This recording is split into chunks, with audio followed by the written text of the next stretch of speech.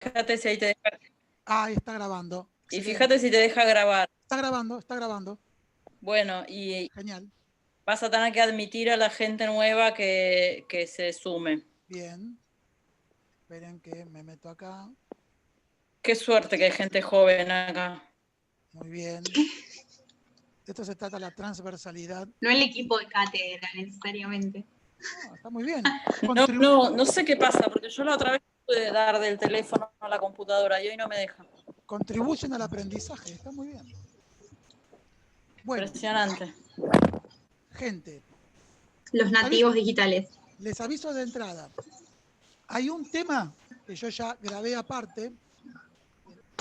No nos va a alcanzar el tiempo. Que es el de las ideologías defensivas del oficio. Yo ya grabé esa parte aparte. Y la vamos a subir como otro video más, como una tercera parte de los videos que hagamos hoy, a la clase, al campus. Así que, aunque no lo aborde acá, lo van a tener para desarrollar, y cualquier pregunta, como siempre, pueden preguntar luego en el foro, si no se comprende. ¿Sí? Esperen que voy a compartir pantalla. No sé por qué. Esperen que abro esto. No, esperen que todavía no. Denme un segundito.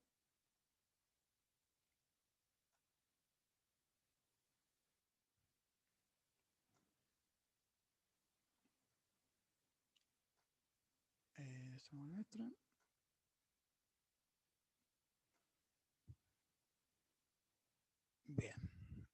A ver si ahora me permite compartirles.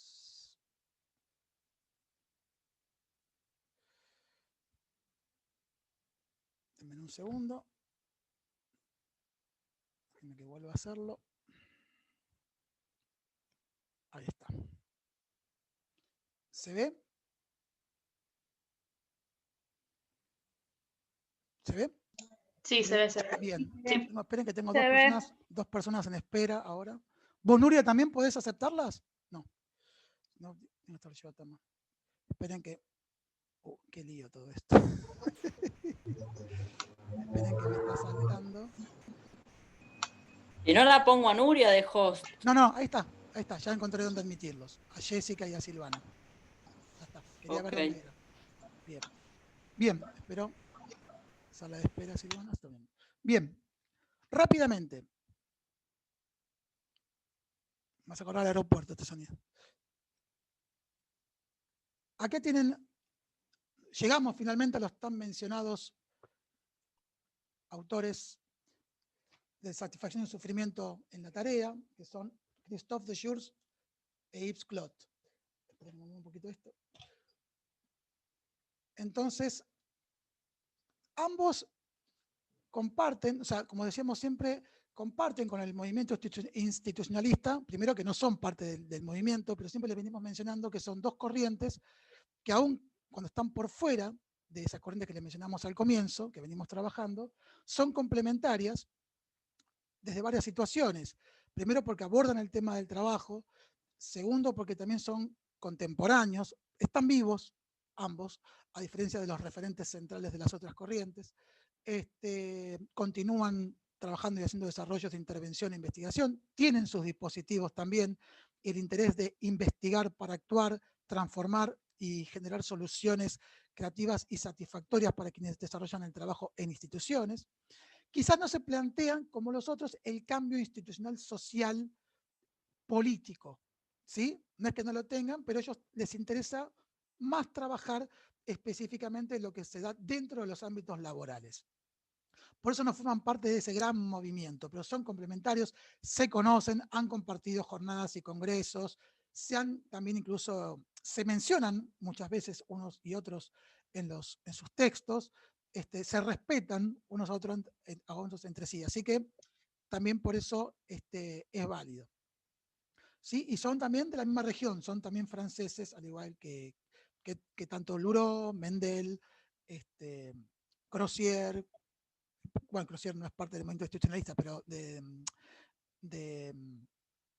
me olvidé ahora de La Passat, que es quien trabajaba con Luro. Y todos los equipos que también son de origen francés de Terruño. Entonces, Eso como primera instancia dando la complementariedad. Segundo punto, no sé por qué acá no se mueve. Ahí va. Vamos a partir entonces, que también comparte la psicodinámica del trabajo, que es su referente Christophe Dejour. ¿Sí? Bien. Fíjense que también hay cuestiones en común. Él no habla, como Mendel, de la institución del trabajo como aquel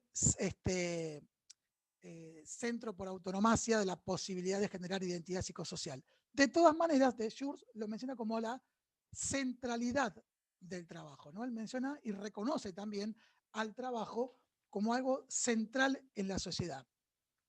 En primera medida, ¿qué aspectos ellos toman? ¿Por qué? Porque históricamente venían de lo que llamaba la psicopatología del trabajo, y ellos se van a dar cuenta que obviamente que el trabajo es, por antonomasia, un productor de sufrimiento, en tanto, como siempre decimos, el trabajo viene a restringir a partir de sus organizaciones esos deseos y fantasías para llevar a cabo en lo social. O sea que tiene una cuota de restricción y también el llevar a cabo una tarea con reglamentaciones, con prescripciones, también son productoras de sufrimiento. Y en la historia de la humanidad, del trabajo, sobre todo a partir de la revolución industrial, la Organización Científica del Trabajo, el Fordismo, se han identificado muchos aspectos que tenían que ver con sufrimientos de orden físicos y psíquicos. Esto lo venimos viendo desde el comienzo de la materia. Ahora, lo que ellos empezaron a ver y que se transformó en un enigma es que a pesar de estos factores, había gente que no enfermaba, que a pesar de estas desestructuraciones, destratos, mal pagos, aún así, había muchas veces que había gente que no enfermaba, que le encontraba alternativas a llegar a un cabo que sea eficaz, que permita de alguna manera darle sentido, que cumplía con los objetivos para los cuales había sido convocado. Y entonces, a partir de ahora, el trabajo no solo va a ser un portador o productor de sufrimiento, sino también en tanto centralidad va a ser también un ámbito, dadas las condiciones adecuadas, pasible de generar una estructuración psíquica también.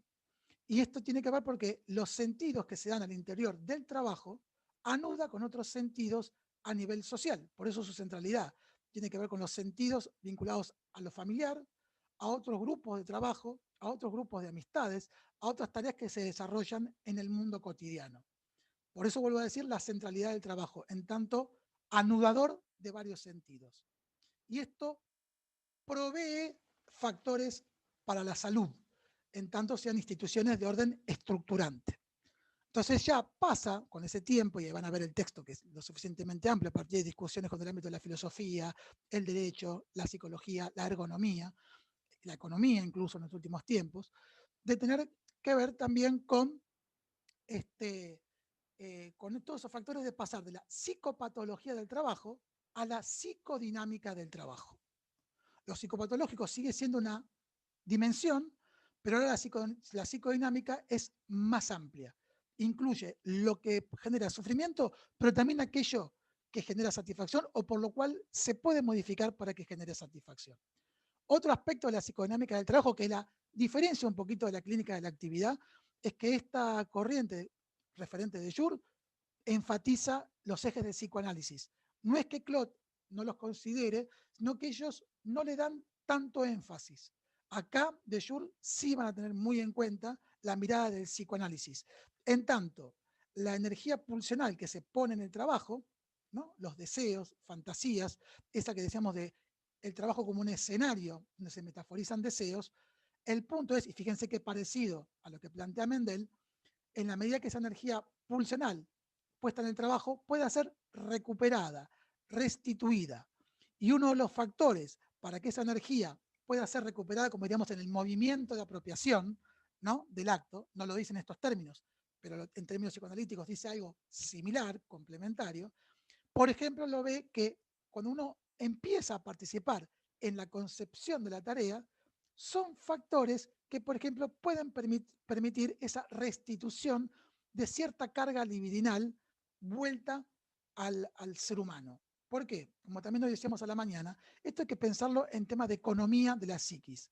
¿Qué significa esto en términos freudianos? Generar un equilibrio. Si uno en toda organización del trabajo pone, porque es obligado y porque uno intenta sublimar, que es otro de los aspectos psicoanalíticos que toma de Freud, del psicoanálisis, lo que se espera en tanto compensación es que se le encuentre un sentido a lo que se hace. Entonces debe ser un equilibrio entre dar y recibir. Cuando la economía se desequilibra y es más lo que se da que lo que se recibe, en general empiezan a aparecer factores de orden de sufrimiento. Malestar, enojo, violencia, dolores, síntomas. En general, cuando está ese equilibrio, está yendo para un lado. Lo mismo que puede ser para el otro. En instituciones de orden estructurante, en general, los factores que le brindan sentido, alegría, compromiso, concepción de la tarea, el equilibrio, en este caso más sano, va a estar con la balanza yendo hacia el lado de la satisfacción. En este caso está bueno que esa balanza, ese desequilibrio, vaya para ese lado. Esperen que no sé qué pasó. ¿Ustedes me están viendo? Esperen que voy a dejar de compartir y volver a compartir. Bien.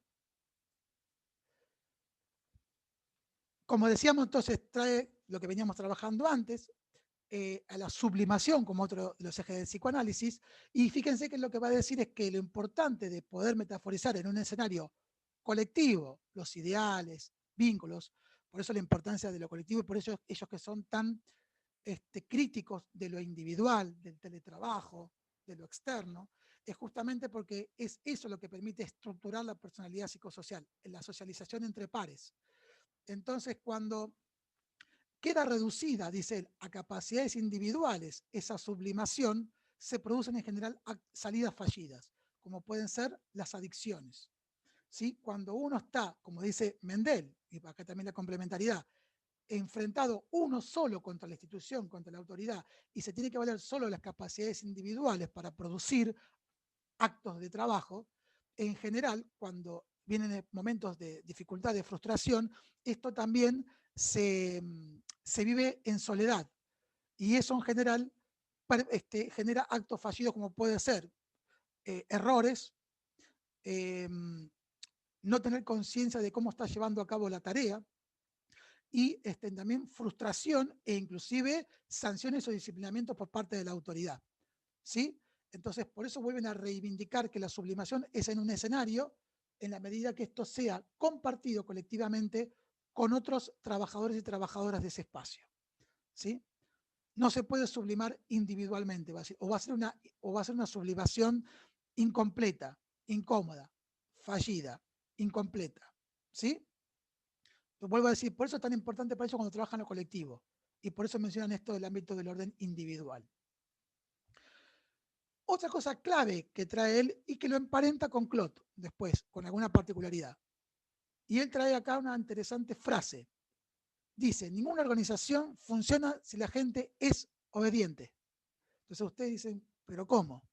Si uno se atiene, dice él, a la tarea prescripta, a aquello que él menciona como el área de coordinación, que se asemeja a aquella separación entre conceptores y ejecutores de la tarea. ¿Qué va a decir él? Por definición, en toda organización que es compleja, es imposible, por más conocimiento técnico, ingenieril, arquitectónico, político, simbólico, poder definir todas y cada una de las actividades para desarrollar una tarea eficazmente. En general, cuando esto ocurre y una organización intenta llevar a cabo eso, es que se convierte en autoritaria.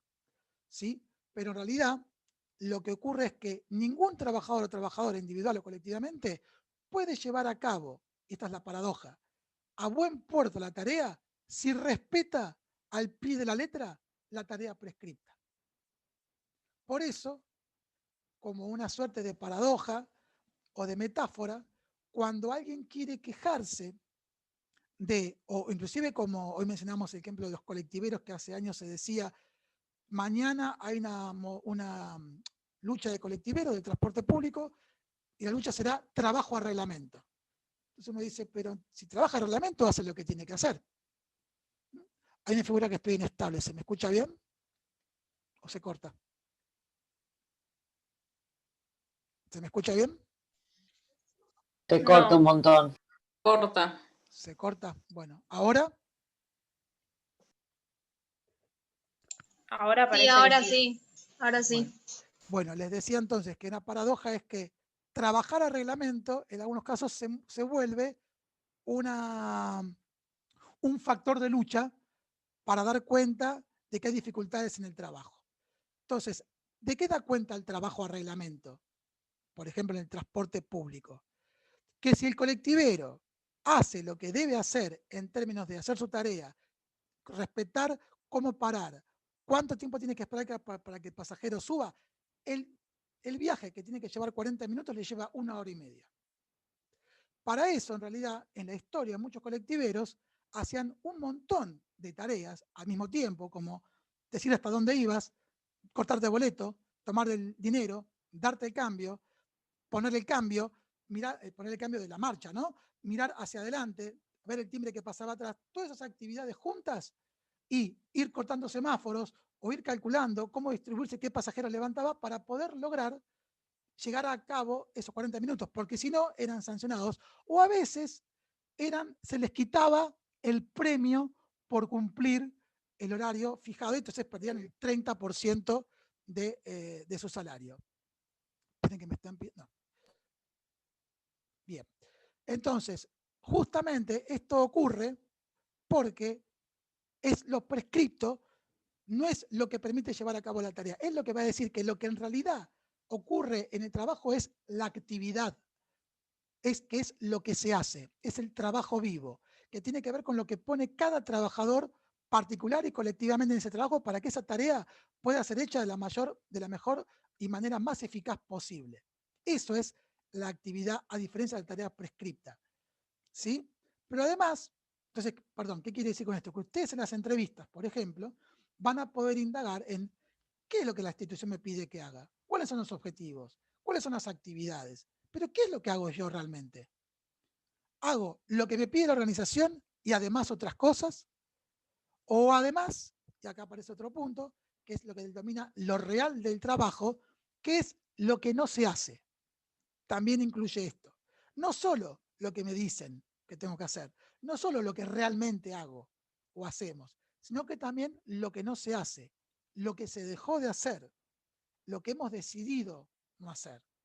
Y acá es lo que él va a decir de Schurz, en realidad, que para poder llegar a cumplir la tarea, y esto muchas veces tiene que ver con los ideales profesionales puestos en juego para llevar a cabo la tarea a pesar de los obstáculos que plantea la práctica, tiene que ver con que los trabajadores desarrollan inteligencia, astucias, y él también va a llamarle trampas. Se le hace trampas al trabajo. Hoy dábamos un ejemplo, por ejemplo, de los juzgados. Pero en realidad, después en otro ejemplo les voy a pasar algo que me pasó hoy a la tarde, con el registro del automotor para dar cuenta de un ejemplo de eficacia a pesar de todo, pero eso lo dejo y recuérdenmelo para después. En el caso de un juzgado, por ejemplo, ténganlo en cuenta sus entrevistas, muchas veces depende el turno, en el tema de adolescencia, depende qué día pase la situación, le toca por turno a determinado juez o jueza determinada situación. Entonces, si uno siguiera las reglas, diría, el lunes entró tal joven a este espacio, alojamiento de jóvenes en conflicto con la ley, yo tengo que hacer el informe social y lo tengo que elevar a tal juzgado, a la fiscalía tal, y ahí lo va a recibir el juez. Pero a partir de la trayectoria de trabajo, el conocimiento de mi tarea, el conocimiento del perfil y estilo, el conocimiento del trabajo de cada juez o jueza, y que yo sé a quién le toca cada turno, cada día, muchas veces puedo hacer mi tarea, hacer el trabajo prescripto, pero quizás trampear, retrasar ese informe. Ger, se te está escuchando todo medio entrecortado.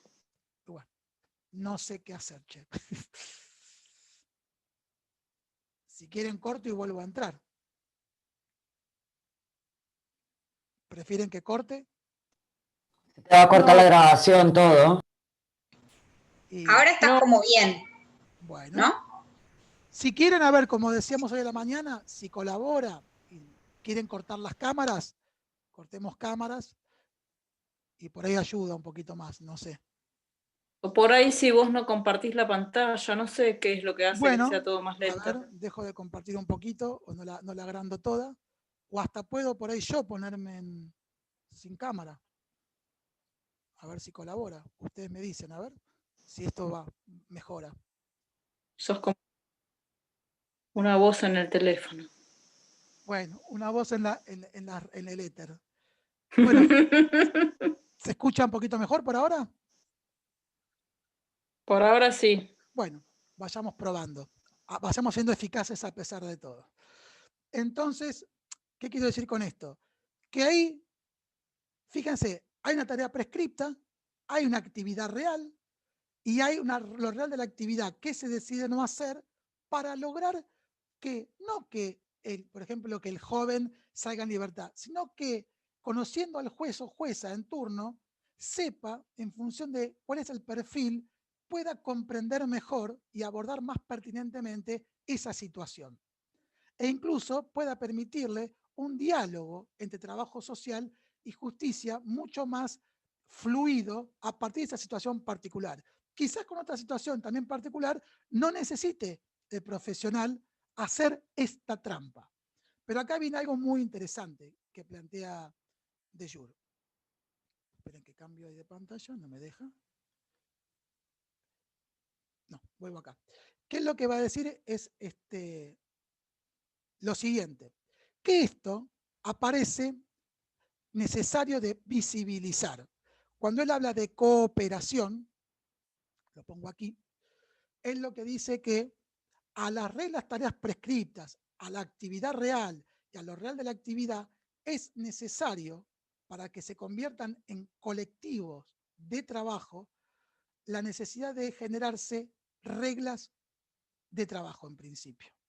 ¿Qué quiere decir? En la medida que esto que está trampeado, escondido, pueda ser compartido por el resto de los compañeros de trabajo, se piensa en transformar en una regla. Por ejemplo, todos sabemos cómo están distribuidos los turnos en la justicia. Todos sabemos cuál es el estilo de cada uno. Se comparte esto. Entonces sabemos cómo, cuando llega a determinado perfil de joven, cómo abordarlo, cómo retrasar un informe, qué argumentos utilizar para no presentarlo rápidamente. E incluso se dice que esto significa, entonces, una autoprescripción de la tarea. Cuando un grupo puede autoprescribirse tareas, es decir, producir reglas de trabajo, y ya deja no ser esta que le estoy mencionando ahora, sino reglas de trabajo en varios temas que son como normativas que se impone el propio grupo, no que le impone la institución, ahí se conforman reglas de oficio. Y para de jure, un colectivo de trabajo es tal cuando está constituido por reglas de oficio. Y acá había el punto anterior, que es cómo él define un colectivo de trabajo. Entonces, él dice, no hay colectivo de trabajo si no hay reglas que han sido inventadas por ese colectivo. Que quede claro que se inventa el colectivo, no la institución. O sea, la regla, un colectivo de trabajo no lo define la tarea prescripta, lo define o no la posibilidad de que haya autoprescripciones del propio grupo de trabajo. Entonces dice, cuando un colectivo no puede llegar a producir reglas comunes para esta clínica de trabajo, esto no es un colectivo, es un grupo. Es gente que trabaja junta específicamente en un espacio de trabajo. Puede trabajar muy bien, pueden llevarse muy bien, pero no es un colectivo. ¿Sí? En este caso, aparte, el colectivo no lo define la disciplina. Un colectivo de trabajo puede ser gente que está trabajando igual en un sector. Puede ser psiquiatras, psicólogos, trabajadores sociales, pediatras, nutricionistas en un mismo servicio. Eso también puede constituir un colectivo. No tiene que ser el colectivo del trabajo social. Puede ser como no. Lo que importa es que ese colectivo haya generado reglas de oficio en común y que, por supuesto, las lleven a cabo. Entonces dice, si es un pequeño número de personas sin reglas, para de jure es un grupo, no es un colectivo. Si es un gran número de personas sin reglas, será una masa, pero tampoco es un colectivo. O sea que no lo define la cantidad de personas, sino la calidad y cantidad de reglas de oficio que se hayan autoprescripto, con normativas a llevar a cabo. Entonces, si en el tiempo, por ahí ustedes llegan hoy y dicen, acá hay un colectivo de trabajo porque hay reglas de oficio compartidas. Pero póngale que después de 5 meses empieza a haber dificultades, de jure va a decir, Si un colectivo no alcanza allá a respetar sus propias reglas, entonces pierde la calificación de colectivo y vuelve a ser nuevamente un grupo. En todo caso, podrá ser un nuevo colectivo más adelante o no. Entonces aquí, como siempre, el eje histórico es clave para comprender también si hay colectivo, si no lo hay, si hubo, si no lo hubo nunca, o si puede, llegado el caso, llegar a haber uno, si uno ve que ya hay alguna primera regla de oficio ahí surgiendo. Bien, hasta ahí más o menos se comprende. ¿Hay alguna pregunta? Me voy a fijar si hay... Alguien escribió algo en el chat, Ger, yo acá no lo puedo ver bien. Ahí esperen, se cortó. A ver, esperen que no lo veo. Acá, chat, sí. Si querés lo leo, Jar. Dale. Sí. Silvana pregunta, al grupo lo relacioné con el momento de malfe de aversión. ¿Puede ser en relación a la estructura libidinal? Bueno, a ver, no confundamos dos cuestiones. Cuando vos mencionamos estructura libidinal, estamos hablando de aquello que cohesiona a un grupo. Un grupo, podríamos decir, esto ya es una hipótesis, no lo menciona de Jure en este sentido de lo libidinal como una condición sine qua non para armar un colectivo de reglas, ¿sí? Pero podemos decir que será improbable que si no hay una estructura que aglutine ilusoriamente al grupo, no están dadas las condiciones, primero que se conforma un grupo y por lo tanto menos un colectivo de trabajo. Entonces, para responder a tu pregunta, habrá que ver, de acuerdo a los contenidos del argumento de las entrevistas, si como vos decís, a ver, si uno dice que es un grupo en estado de aversión, no es un grupo, ¿sí? Es un agrupamiento de personas circunstancialmente juntas por determinado objetivo, ¿sí? Para definir bien qué es agrupamiento, qué es grupo y qué es colectivo. Entonces, para que haya grupo, tiene que haber una resonancia fantasmática plasmada en una estructura libidinal. Para que haya aversión, entonces es el estado previo a un grupo o cuando un agrupamiento, o un grupo, perdón, se ha desintegrado, ¿sí? Eso para tenerlo en términos teóricos. Para relacionarlo con de jure, podemos decir que es condición necesaria para que exista un colectivo, necesariamente que haya un grupo antes. Y ese grupo sí necesita de algún tipo de estructura libidinal, una fantasía, un ideal que lo aglutine. Puede ser como grupo o de todos con la institución, con una idea, con un objeto. Ahora bien, si está dada, podemos decir en función de tu hipótesis, si hay aversión, por definición, no hay colectivo de trabajo. Eso está buena la pregunta por eso, para descartarlo. Entonces, no puede aparecer que diga, este agrupamiento está en situación de aversión y después hablar de un colectivo de trabajo en términos de jure. Eso es una contradicción. Entonces, ahí está buena la pregunta que haces. Porque puedo empezar a ver colectivo si antes dije que hay una estructura libidinal que cohesiona al grupo o a los miembros de una institución con el ideal profesional. Silvana, contesté a tu pregunta, ponémelo por chat si querés. Ah, ya me pusiste. Dijo como que sí, ahí, sí. Bien, muy buena la pregunta, muy interesante. Esto está bueno porque también tiene que ver con términos hasta lógicos matemáticos, como descarte también está bueno, como les decíamos. No puede haber satisfacción si ustedes dicen que el grupo no se apropia de poder sobre sus propios actos. Podrá haber tendencia de acuerdo a otros factores que ustedes analicen, ¿sí? Entonces, como ustedes dicen, no puede haber colectivo de trabajo si están diciendo que hay aversión, ¿sí? Ahora, si hay una conversión institucional, veremos si el sector del cual están hablando está en un estado grupal, a ver en qué estado, o si además se ha constituido como un colectivo de trabajo con reglas de oficio, como lo menciona de jure. De más está decir, para que se tranquilicen, a veces es muy difícil que en las entrevistas, en una sola, pueda darse cuenta de un entrevistado que haga un raconto muy específico de cómo los grupos o este grupo ha constituido sus métodos de trabajo, ¿sí? Uno puede vislumbrar, en todo caso, siempre como les decimos, pueden poner al final en sus conclusiones una serie de preguntas que harían para consultar si ellos, cómo es que hacen su tarea, si la han definido ellos, si les han consultado en todo caso, si esto ha pasado de ser algo de autoprescripción o ha formado parte de la tarea luego, entonces para lo cual esto también es muy interesante. Aun cuando esto autoprescripto sea reconocido por las autoridades e incluso pasen algunos de estos factores a ser parte luego de la tarea prescripta, como una forma de reconocimiento, esto no quiere decir que siempre y de todas maneras empiecen en esto de lo instituyente, generándose a partir de la dinámica del trabajo cotidiano y sobre todo con el ingreso de nuevos trabajadores y trabajadoras, por ahí con la adquisición de nuevos saberes, con atravesamientos nuevos, como siempre hablamos, ¿no? De la cuestión de género, la cuestión de educación sexual, que son nuevos paradigmas, que el lenguaje, entonces que nuevamente aparezcan nuevas autoprescripciones de estos colectivos de trabajo, porque está siempre en esto de lo instituido, lo instituyente y la institucionalización. Y acá vamos viendo cómo factores teóricos que plantean de Jules o Claude también tienen su correlato más o menos similar o complementario, no similar, complementarios a trabajos que llevan a cabo, por ejemplo, el análisis institucional del URO. ¿Sí?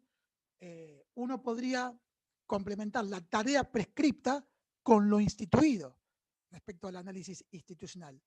A lo que se hace y a lo real de la tarea, ir asumiéndolo como lo instituyente. Y habrá que ver si quedan lo instituyente por debajo o si eso al mismo tiempo supone luego un intento de movida hacia la institucionalización. ¿Sí? Digo para que también vayan relacionando posibles autores y que les pueden venir a fortalecer sus hipótesis. Bien, esperen que comparto para ver nuevamente el Power. Bien. Estamos en los espacios. La cooperación, dice él, es otra cuestión muy importante. Y acá la cooperación no se da solo, fíjense que lo que él dice que le da también el peso al colectivo de trabajo, acá volviendo a la cuestión de lo colectivo en función de lo individual, fíjense la importancia en función de la centralidad del trabajo, que de Jules va a concluir que el colectivo de trabajo es un medio extremadamente poderoso para luchar en conjunto contra la locura. Esto quiere decir que justamente lo individual se presenta muy frágil frente al peso institucional, de su complejidad, de las autoridades. Ya vimos también los efectos psíquicos del enfrentamiento frente a la autoridad, de lo frustrante, del no cumplimiento de los deseos, de aquello que restringe, que no permite metaforizar y sublimar. Esto, soportado privadamente e individualmente, lleva a síntomas primero físicos, a frustraciones y quizás a la real locura. Cuando dice locura es demencia. Esto es quiebre y desestructuración de la psiquis. Por eso lo clave de lo colectivo y por eso cuando se trata de luchar contra las manipulaciones pseudo-organizacionalistas de recursos humanos, de intentar esa pseudo-participación colectiva, pero que se intenta siempre ir hacia los problemas, discutirlos de orden individual. Esto es un factor que manipulable pone en una situación de extrema fragilidad al trabajador frente a la naturaleza del trabajo y la institución, ¿sí? Y este colectivo de trabajo, va a decir de Jules, que es clave, sobre todo en términos de cooperación. Y la cooperación se da en 3 ámbitos. Espero resolverlo en estos 3 minutos. Y acá también viene lo psicológico. Uno, porque supone renunciar en función de la obra común. Él va a decir que aún aquellas personas que tienen una alta calidad, profundidad y conocimiento del trabajo, si quieren cooperar, deben renunciar de alguna manera a su cualidad narcisista y egocéntrica, controlarla inclusive, ser consciente de eso en función de la obra común que se va a lograr. Eso es un factor clave a la hora de cooperar. No se puede cooperar sin renuncia. Y a veces inclusive sin un mayor esfuerzo de aquellos que les cuesta más. ¿Sí? Pero eso va a terminar siendo una producción colectiva que brinda mayor satisfacción que la mera obra individual. Y como ya también lo sabemos, ese poder de actuar nos va a devolver la posibilidad de apropiarse sobre los efectos positivos de los actos de trabajo.